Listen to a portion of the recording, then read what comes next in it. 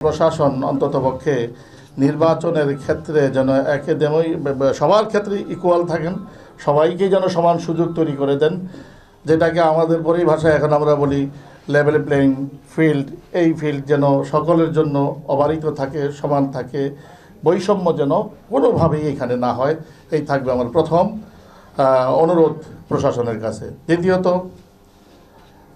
স্বাভাবিকভাবে আমরা বিগত 17-18 বছর যেই ফ্যাসিস্টের আন্ডারে ছিলাম, সেইখানে অস্ত্রের ঝনঝনানি চলতো, সমাজের বিভিন্ন কালোগলিতে এগুলোর ব্যবহারও হতো। যেহেতু একেবারেই সন্নিকটের নির্বাচন, সেহেতু আমার থাকবে যে এখানে কালো অস্ত্র বা অস্ত্র তো সবটাই কালো, তারপরে অবৈধ অস্ত্র বলতে চাচ্ছি আমি, অবৈধ অস্ত্র যেন এখানে না থাকে। পুলিশ ইচ্ছে করলে আমাদের পুলিশের উপরে, পুলিশ প্রশাসনের উপর আমাদের আস্থা আছে। তারা ইচ্ছা করলে এক সপ্তাহে এগুলো সব ক্লিয়ার করে ফেলতে পারবে এবং তাদের কর্মদক্ষতাও অনেক বেশি। এজন্য বলবো যে এখনই সময় আপনাদের কর্মদক্ষতাটা আমাদের সামনে তুলে ধরার এবং আমাদেরকে সেই সুফল ভোগ করার এই সুযোগ দেওয়ার আবেদন, অনুরোধ আপনাদের কাছে আমার থাকবে। কোনোভাবেই যেন অস্ত্রের অপব্যবহার এখানে না হয়। আমার কাছে অর্থ নাই সেই পরিমাণে, যেই পরিমাণে অন্যান্যের কাছে আছে, যাদেরকে টাকার কুমির বলা হয়, যারা ইতিমধ্যেই আওয়াজ আসতেছে কানে যে তারা টাকার ছড়াছড়ি করতেছে। এই নির্বাচন যদি টাকার খেলা চলে আর টাকার ছড়াছড়ি চলে, যেগুলো আচরণবিধির সরাসরি লঙ্ঘন, তাহলে তো নির্বাচন আর নির্বাচন থাকবে না, প্রহসনের নির্বাচনে পরিণত হবে।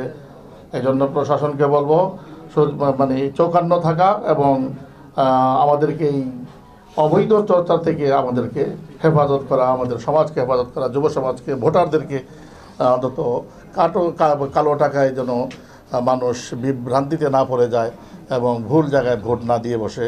এজন্য এগুলোকে নিয়ন্ত্রণ রাখার যে ব্যবস্থা নেওয়ার দরকার, সেটাও তাদের করতে হবে। নির্বাচনে যেই পেশি শক্তি, মাসেল শক্তি, যেটা মাসেল পাওয়ার বলে, অথবা আমরা সরাসরি বলবো সন্ত্রাসী, যে দলেরই হোক, যারা নির্বাচনে কোনো ধরনের প্রভাব বিস্তার করতে পারে এমন সন্ত্রাসীদেরকে অ্যারেস্ট করা। নির্বাচনের আগেই তাদেরকে অ্যারেস্ট করেন, নির্বাচনের পরে ছেড়ে দিয়ে আদব কায়দা শিখায়, কিন্তু নির্বাচনকালীনে সময়ে যেন তারা কোনোভাবেই সমাজে বিচরণ করতে না পারে।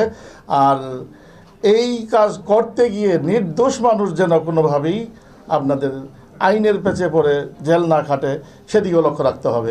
শুধু পার্টিকুলার কোনো একটি দল করে বিধায়ী সেই দলের সবাইকে ধরে ফেলতে হবে, এই ধরনের অ্যাটিচিউডকে গ্রহণ করা যায় না, সমর্থন করা যায় না। যে কোনো দলেরই হোক, সন্ত্রাসী সন্ত্রাসী, আর ভালো মানুষ ভালো মানুষই। যারা ভালো মানুষ যে কোনো দলের হতে পারে, তারা যেন নিরাপদে থাকে।